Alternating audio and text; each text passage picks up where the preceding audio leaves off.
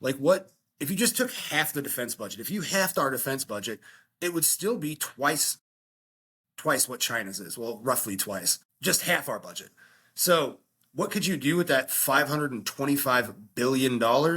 Well, it depends on what you're looking at. I mean, I was looking at like healthcare. It's crazy. For $350 billion, we could enhance healthcare subsidies across the board. That would give 20 million people health coverage. That's crazy. And that's just 350 billion of that 525 billion on this little exercise. You could then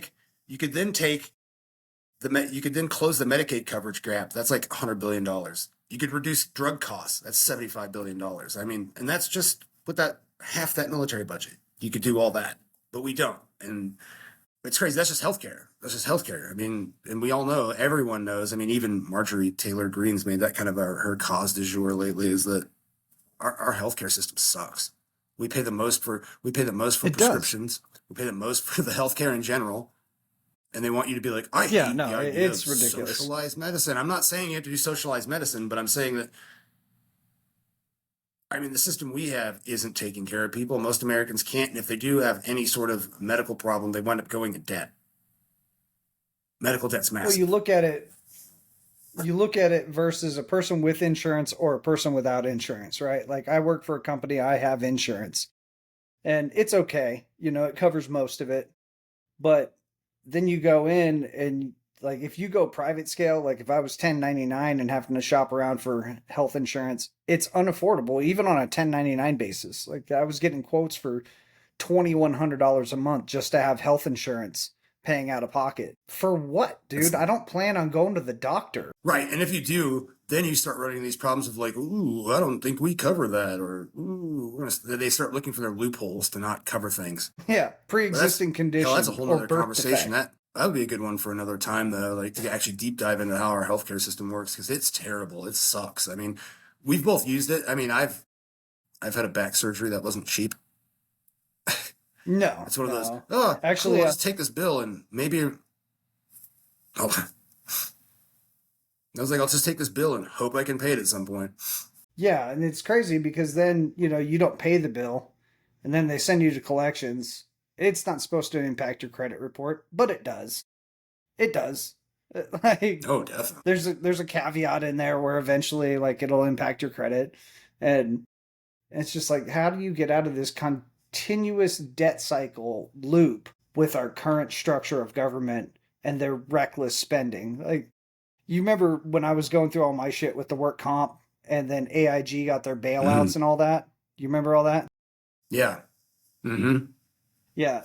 So when they were getting their bailouts, after they basically bankrupted the company by giving all of their CEOs these like ridiculous retirement packages, they did a retreat for like 250 of the top execs.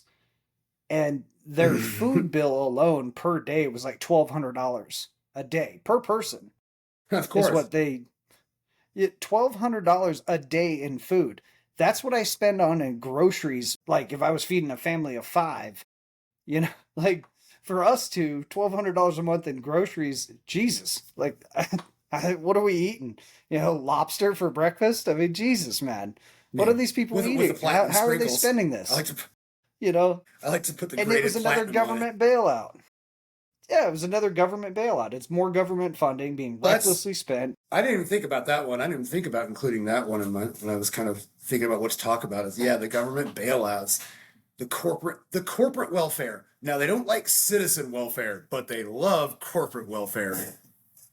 Yeah, they bailed out car companies. I think GM was one of them, if I'm not mistaken. Oh yeah, that was a good one back in the day. How do you build a product that people use every single day, but yet you're in the red? Oh, I know. You're pumping out vehicles that are $100,000. It's the cost of a home, for a new truck now. Yeah, I think a new Super Duty's like $120,000. That's insane. What? It's insane. And and I was just looking, and I wish I would have grabbed the figure, but I think it's 2% right now. Inflation is actually surpassing the wage increase.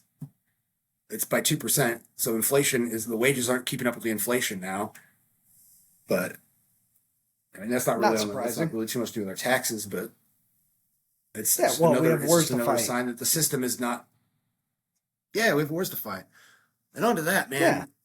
Just the healthcare, because some people get real healthcare. It's funny that healthcare can be such a controversial issue, but one that everybody loves, infrastructure. What could you do with that 525 billion I was talking about earlier if you just halved our military budget? You could literally repair and modernize our entire transportation system for $275 billion. The entire thing in the whole nation. Yeah, that's That's crazy. highways, Like the it's fact that bridges, that's public transportation, expanded railways, airports and ports.